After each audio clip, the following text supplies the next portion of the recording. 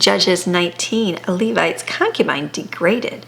Now it happened in those days when there was no king in Israel that a certain Levite living as an alien in the most remote part of the hill country of Ephraim, who took a concubine for himself from Bethlehem in Judah, but his concubine was unfaithful to him. How can a concubine be unfaithful when it's already faithful? Interesting. I understand. It says a concubine was a female servant regarded as part of the family, often chosen to bear children. Several of the patriarchs had children with concubines. Abraham with Hagar, Jacob with Bilhah and Zilpah. I don't understand that. We can't really understand the culture sometimes, do we? All right. So his concubine was unfaithful to him and left him and went to her father's house in Bethlehem of Judah and stayed there for a period of 4 months. Then her husband arose and went after her to speak kindly and tenderly to her in order to bring her back, taking with him his servant and a pair of donkeys. So she brought him into her father's house, and when the father of the girl saw him, he was happy to meet him. So his father-in-law, the girl's father, detained him, and he stayed there with them another 3 days. So they ate and drank, and he lodged there. On the 4th day, they got up early in the morning, and the Levites prepared to leave, but the girl's father said to his son-in-law, "Strengthen yourself with a piece of bread, and afterward go on your way." So both men sat down and ate and drank together, and the girl's father said to the man, "Please be willing to spend the night and enjoy yourself." Then the man got up to leave, but his father-in-law urged him to remain, so he spent the night there again.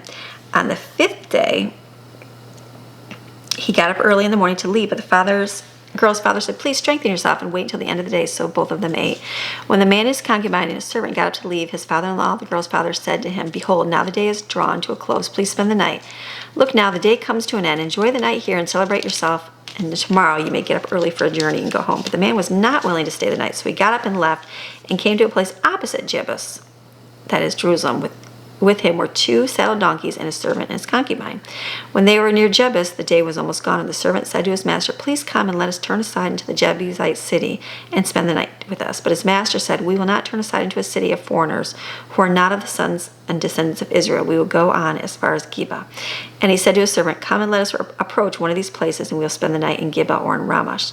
So they passed by and went on their way, and the sun set on them near the Gibeah, which belongs to the tribe of Benjamin.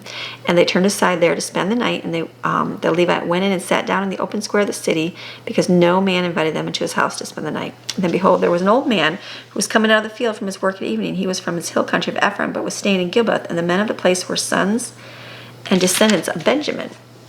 When he looked up, he saw the traveler's companions, and he said, "Where are you going? Where did you come from?" And the Levite replied, "We are passing through from Bethlehem in the territory of Judah to the most remote part of the hill country of Ephraim. I am from here. I went to Bethlehem in Judah, but now I am going home to my house, and there is no man in the city who will take me into his house.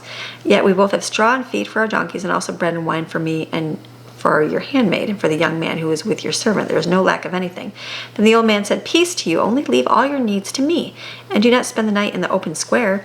So he brought him into his house and fed the donkeys, and they washed their feet, and they ate and drank. While they were celebrating, behold, men of the city, certain worthless and evil men, surrounded the house, pounding on the door, and they spoke to the master of the house, the old man, saying, "Bring out the man who came to your house, that we may have relations with him."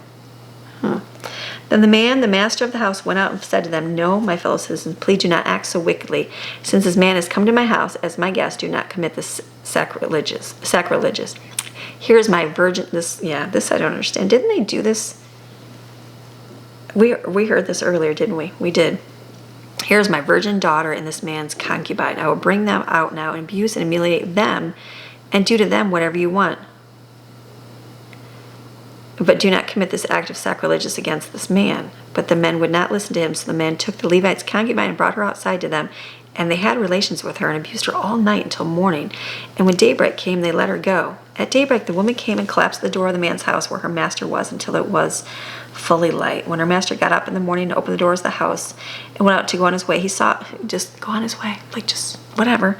He saw the concubine lying at the door of the house, and her hands were on the threshold. He said to her, "Get up and let us go."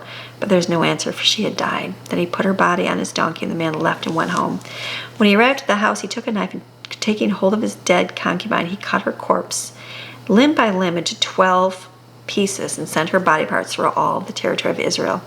All who saw the dismembered parts said, "Nothing like this has ever happened or been seen from this day that the sons of Israel came up from the land of Egypt to this day. Consider it, take counsel, and speak your minds." Let's read a little bit here. It says, for a man to be raped by a group of town ruffians would be a terrible humiliation. The fact that offering the concubine and the virgin daughter could be considered solution clearly illustrates the level of perversion and depravity to which the people had sunk, right? Obviously, awful. Women were no longer considered the companions and helpers that they were created to be, but as property to be enjoyed or disposed of at will. The author offers no comments about the horror perpetrated here, merely stating the cold facts and leaving a strong impression of the heartless and conscienceless state of the people. And that's true. It says this section clearly resembles the comparison of things were as bad as they were in the days of Sodom and Gomorrah. I'm remembering a lot of the story from that time. Worthless men, right? The name Belial came to designate Satan as it is used in 2 Corinthians. May have relationship. This same expression is found in Genesis, where the men of Sodom wanted to force homosexual relations on Lot's guest. That's what happened. That's what I was thinking that happened when we read there. That's just awful. Nothing like this has ever happened before. Seen as this phrase is ambiguous. It is uncertain whether they were horrified by discovering the dismembered body or by learning about the cruel rape and murder. Yeah, we don't understand, right? It's hard to understand it, but it just shows that the world is so evil. Like, even now, like, don't you think the Bible, it still can be written where it says nothing like this has ever been seen or happened before? Like, just the cruelty from man that is just overtaken by the Satan to do such horrible, horrible things. I don't know. But here we're reading about it again, right? We think our world is so bad right now, but it's bad right here. Hundreds of years ago, thousands of years ago, same time too. So, all right, this is your daily Bible chapter, reading God's Word Monday through Friday. See you tomorrow.